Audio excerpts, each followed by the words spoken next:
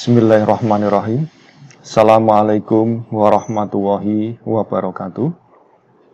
Apa kabar semuanya? Semoga dalam keadaan sehat walafiat, diberikan panjang umur, diberikan banyak rezeki. Kita mulai untuk mata kuliah sistem pendukung keputusan.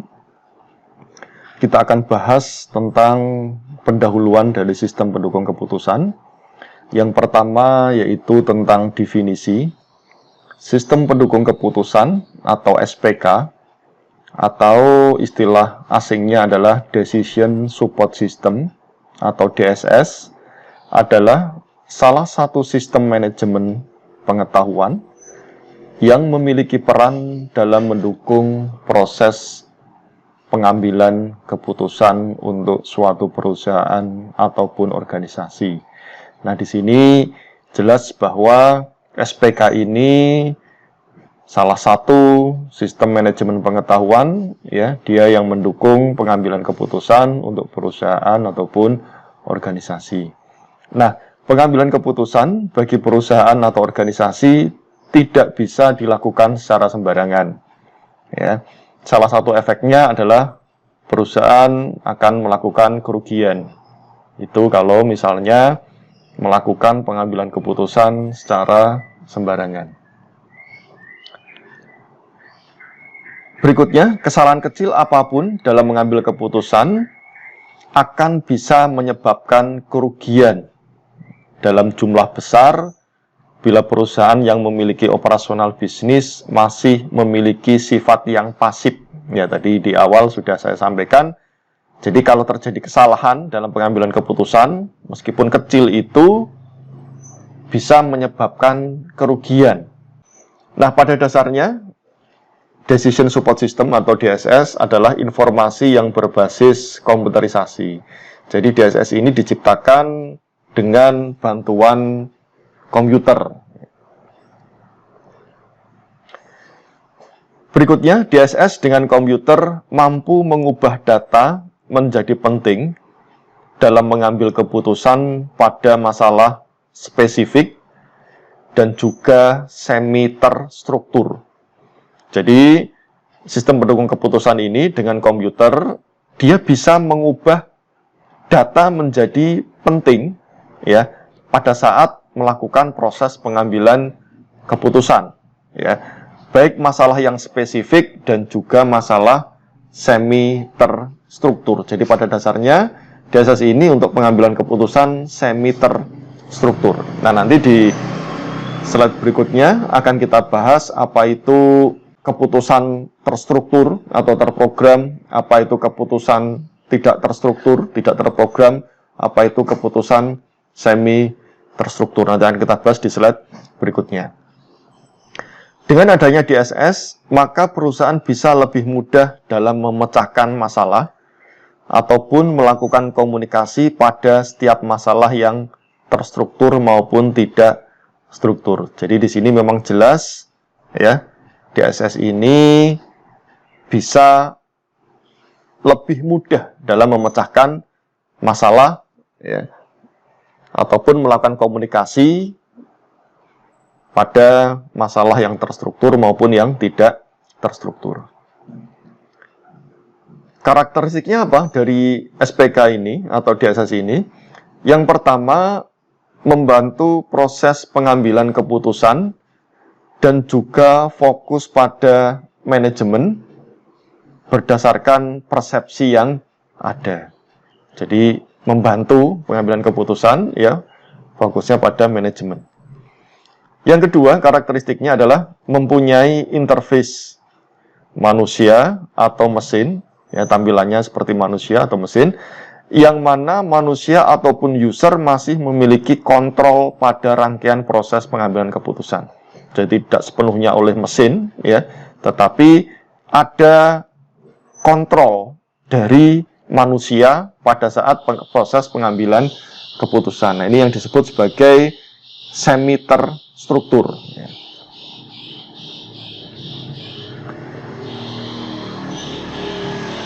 Karakteristik yang ketiga adalah mendukung berbagai proses pengambilan keputusan pada pembahasan masalah yang lebih terstruktur, tidak terstruktur, ataupun yang semi terstruktur.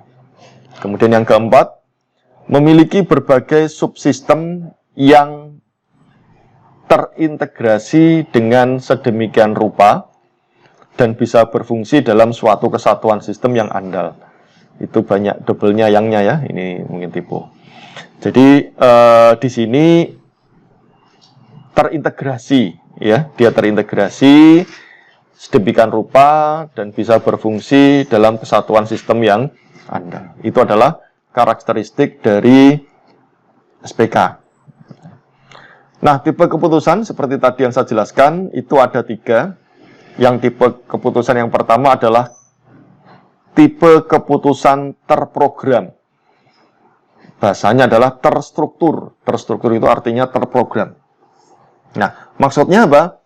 Maksudnya adalah keputusan yang dibuat menurut kebiasaan, aturan, prosedur tertulis, ataupun tidak baik yang bersifat rutin maupun berulang-ulang. Ini yang dinamakan dengan keputusan terstruktur atau terprogram. Contohnya apa? Pemesanan barang. Nah, ini biasanya akan dilakukan secara berulang-ulang ya, atau repeat order. Kemudian persediaan barang dan lain-lain. Nah, ini yang dinamakan dengan keputusan terstruktur atau keputusan terprogram. Tipe keputusan yang kedua yaitu keputusan tidak terprogram atau tidak terstruktur. Ini definisinya adalah keputusan yang dibuat untuk masalah khusus, masalah khas, tidak biasa terjadi. Ini yang dinamakan dengan keputusan tidak terprogram atau istilahnya adalah tidak terstruktur. Contohnya apa? Pengembangan teknologi baru. Ya. Ini butuh masalah khusus ya. Kira-kira nanti di tahun 2025 yaitu teknologinya apa, yaitu tidak bisa istilahnya tidak bisa buru-buru diputuskan sekarang ya, tapi mungkin perlu analisa yang jauh, yang panjang, sehingga ini termasuk kategori keputusan yang tidak terprogram. Merger sebuah perusahaan ya, atau penggabungan sebuah perusahaan. Ini yang dinamakan dengan keputusan tidak terprogram atau tidak terstruktur. Nah, yang ketiga yang nantinya ada di dalam SPK yaitu keputusan semi terstruktur. Jadi keputusan ini dibuat atau ditentukan oleh komputer, ya, jadi yang menentukan komputer, dan sebagian lainnya ditentukan oleh pengambil keputusan. Jadi nanti ada 2 bagian, bagian yang diambil komputer dan bagian yang diambil oleh pengambil keputusan. Nah, hukum informasi yang diperlukan pada keputusan jenis ini adalah data yang lebih fokus, interaktif, real time, ya, internal dan juga terjadwal. Ya, jadi ini hukum informasi yang diperlukan. Jadi untuk membuat keputusan semi terstruktur ini diperlukan data yang lebih fokus, interaktif, real time, internal dan juga terjadwal. Contohnya apa? Evaluasi kredit. Kemudian penjadwalan kegiatan produksi perusahaan, pengendalian stok baru, dan masih banyak lagi. Nah, ini kalau saudara lihat bahwa di sini ada tipe keputusan terstruktur. Ya, terstruktur itu semuanya bisa dilakukan menggunakan komputer solusinya. Kemudian ada tidak terstruktur. Ya, tidak terstruktur itu solusi dari manajer dan seterusnya. Tidak terstruktur tadi pengambilan contohnya misalkan pengembangan teknologi baru itu tidak bisa dilakukan oleh komputer. Nah, di sini sistem pendukung keputusan ini nantinya dia akan tipenya adalah tipe semi terstruktur. Jadi mengambil dari komputer dan solusi dari manajer. Ya, ini tingkat struktur sebuah permasalahan. Perlunya apa SPK? Yang pertama, perusahaan bekerja dalam ekonomi yang tidak stabil dan berubah dengan cepat. Ya, sekarang ini kalau kita lihat ekonominya tidak stabil ya, apalagi di masa pandemi seperti ini, sangat-sangat tidak stabil sekali dan perubahannya juga berubah dengan cepat, termasuk kebiasaan, ya, kebutuhan bisnis dan seterusnya. Kemudian yang kedua, perlunya SPK adalah adanya kesulitan untuk melacak berbagai operasi bisnis. Jadi adanya kesulitan, ya, operasi bisnis ini susah untuk dilacak. Kemudian yang ketiga, meningkatnya persaingan. Nah, dengan persaingan ini, kalau pengambilan keputusannya tidak bagus, pengambilan keputusannya terlambat, nah ini mungkin berdampak besar terhadap perusahaan ataupun organisasi. Kemudian yang keempat, perlunya SPK sekarang yang lagi marak ini adalah perdagangan elektronik atau e-commerce. Ya. Saudara bisa lihat bahwa dengan adanya e-commerce, perdagangan elektronik ini, sekarang banyak mall-mall yang mall-mallnya tetap ya, tetapi penjualan di mall itu banyak yang tutup. Mall itu sekarang malah cenderungnya digunakan untuk nongkrong, ya, digunakan untuk pameran atau digunakan untuk apa, tapi perdagangannya pun sangat drastis. Kemudian yang kelima, perlunya SPK ini adalah sistem yang sudah ada tidak mendukung pengambilan keputusan. Jadi sistem yang ada ini memang tidak mendukung dalam proses pengambilan keputusan. Kemudian yang keenam, perlunya SPK adalah adanya informasi yang umurnya dibatasi waktu. Ya, apalagi informasi yang sangat cepat ya. Misalnya informasi yang real time itu yang sangat cepat itu misalnya yang saat ini lagi tren itu ya perdagangan saham. Itu kan tidak hanya per hari ya, bisa per jam, bahkan per menit, bahkan per detik. Itu harganya fluktuatif. Tujuannya SPK apa? Tujuan dari sistem pendukung keputusan yang pertama adalah membantu manajer membuat keputusan untuk memecahkan masalah. Ya, di sini jelas bahwa dia mensupport manajer untuk proses pengambilan keputusan. Kemudian yang kedua, mendukung penilaian manajer, bukan mencoba menggantikan. Nah, ini yang paling penting ya. Jadi di sini penegasannya mendukung penilaian manajer, tapi bukan menggantikan. Kenapa bukan menggantikan? Karena SPK ini merupakan semi terstruktur, ya, tipe keputusan yang semi terstruktur. Jadi ada komputer di sini bukan menggantikan, ya, bukan menggantikan, tapi dia adalah mendukung. Yang ketiga, meningkatkan efektivitas pengambilan keputusan manajer. Jadi dengan adanya SPK ini, tujuannya adalah efektivitasnya lebih meningkat. Tahapan SPK ada 4 di sini tahapannya. Yang pertama adalah tahapan pemahaman atau intelligent phase. Kemudian yang kedua adalah tahapan perancangan, design phase. Yang ketiga adalah tahap pemilihan atau choice phase. Kemudian yang keempat ada tahap implementasi atau implementation phase. Nah, ini keempat tahap ini akan kita bahas atau akan kita uraikan satu persatu. Tahapan yang pertama, tahapan pemahaman, intelligent phase, ya, ini tahapan yang harus dilalui pada saat melakukan proses pengambilan keputusan. Jadi tahap ini merupakan proses penelusuran dan pendeteksian dari lingkup problematika serta proses pengenalan masalah. Ya, di sini ini penelusuran, ya, pendeteksian dari lingkup problematika serta pengenalan masalah. Data masukan diperoleh, diproses, dan diuji dalam rangka mengidentifikasi masalah. Jadi pada tahap ini, data ini sudah mendapatkan data. Ya, kemudian bisa diproses, dilakukan pengujian dalam rangka mengidentifikasi masalah. Nah, beberapa kegiatan yang tergolong dalam tahapan ini adalah identifikasi masalah atau peluang, klasifikasi masalah, diklasifikasikan masalahnya, dan juga kepemilikan suatu masalah. Ini tahap yang pertama. Kemudian tahap yang kedua adalah tahapan perancangan, design phase. Nah, tahapan ini merupakan proses pengembangan dan pencarian alternatif tindakan atau solusi yang dapat diambil. Tahap ini merupakan representasi kejadian nyata yang disederhanakan, sehingga diperlukan proses validasi dan verifikasi untuk mengetahui keakuratan model dalam meneliti masalah yang ada. Nah, di sini pada tahap yang kedua ini dia mulai mengembangkan, kemudian mencari alternatif solusi, ya, solusi yang dapat diambil, ya.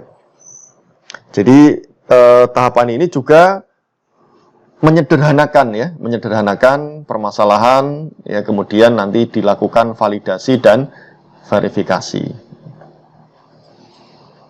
Tahapan yang ketiga adalah tahapan pemilihan atau choice based.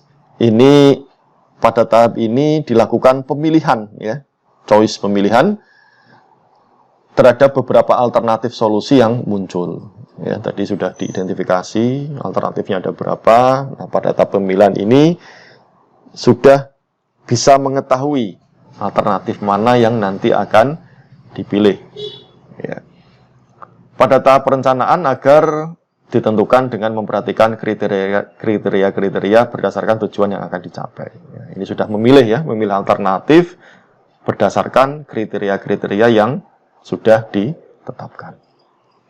Nah, yang keempat adalah tahap implementasi atau implementation phase. Kalau sudah masuk ke tahap ini, ya, dilakukan penerapan, ya. Implementasi itu artinya penerapan terhadap tahapan sebelumnya, ya, atau rancangan sistem yang telah dibuat, serta pelaksanaan alternatif tindakan yang telah dipilih pada tahap pemilihan. Ya, penerapannya dari tahap 4 ini. Nah, kalau kita lihat di gambar ini dari mulai simplification, ya, ini penyederhanaan, ya, realita, keadaan disederhanakan, kemudian ada assumption. Assumption itu artinya anggapan. Jadi asumsi itu artinya anggapan. Kemudian masuk ke tahap intelligent phase, ya. Pada tahap ini ada namanya organizational objective, ya, atau tujuan organisasi. Kemudian ada search and scanning prosedur. Ini adalah prosedur dan pemindaian. Kemudian ada data collection. Data collection itu artinya pengumpulan data. Kemudian ada problem identification, ya, mengidentifikasi masalah. Kemudian ada problem classification, mengklasifikasi masalah. Kemudian ada problem statement, ya, ini adalah pernyataan dari masalah. Nah, dari tahap pertama ini kemudian masuk ke tahap kedua, fase desain atau design base. Ini ada formulate a model atau merumuskan model, kemudian set kriteria for choice, menetapkan kriteria untuk pilihan, kemudian ada search for alternative, ya, mencari alternatif, ada predict and measure outcome atau memprediksi dan mengukur hasil. Kemudian di tahap ketiga, choice base-nya ada solution to the model, solusi untuk model, kemudian ada sensitivity analysis, analisis sensitivitas, kemudian ada selection of best good alternatif. Di sini adalah pemilihan alternatif yang terbaik, ya, diseleksi. Ini sudah tahap kepemilihan. Kemudian ada plan for implementation. Ini rencana implementasi, aksinya. Kemudian ada design of a control system atau desain sistem kontrol. Baru setelah itu nanti ada implementation solution. Nah, kalau tidak diimplementasi, ya, nanti gagal, ya, gagal atau mungkin bisa kembali ke tahap-tahap sebelumnya. Ya. Itu adalah gambaran tentang penjelasan yang tadi sudah saya jelaskan. Oke, itu untuk penjelasannya. Nah, kalau berhasil, maka nanti proses pengambilan keputusannya, kategorinya adalah sukses. Selanjutnya, alasan mengapa perusahaan utama memulai DSS dalam skala besar. Jadi yang pertama adalah kebutuhan akan informasi yang akurat. Nah, ini alasannya. Jadi informasi yang akurat itu ya tepat ya. Kemudian DSS atau Decision Support System dipandang sebagai pemenang secara organisasi. Ini alasannya. Alasan yang ketiga adalah kebutuhan akan informasi baru, sangat butuh sekali. Kemudian yang keempat adalah penyediaan informasi yang tepat waktu. Ini adalah alasan-alasan mengapa perusahaan-perusahaan memulai menggunakan DSS dalam skala yang besar. Alasan berikutnya adalah pencapaian pengurangan biaya. Ya jelas ya, dengan menggunakan DSS ini bisa mencapai untuk pengurangan biaya. Kemudian alasan lain dalam pengembangan DSS adalah perubahan perilaku komputasi end user. End user di sini bukanlah programmer, sehingga mereka membutuhkan tool dan prosedur yang mudah untuk digunakan. Nah, dan ini bisa dipenuhi oleh sistem pendukung keputusan. Baik, mungkin itu yang dapat saya jelaskan tentang pendahuluan dari sistem pendukung keputusan. Seperti biasa, kalau ada pertanyaan nanti bisa ditanyakan melalui WA Group, atau mungkin melalui kolom komentar, atau melalui diskusi yang ada di e-learning. Saya kira cukup. Saya akhiri. Assalamualaikum warahmatullahi wabarakatuh.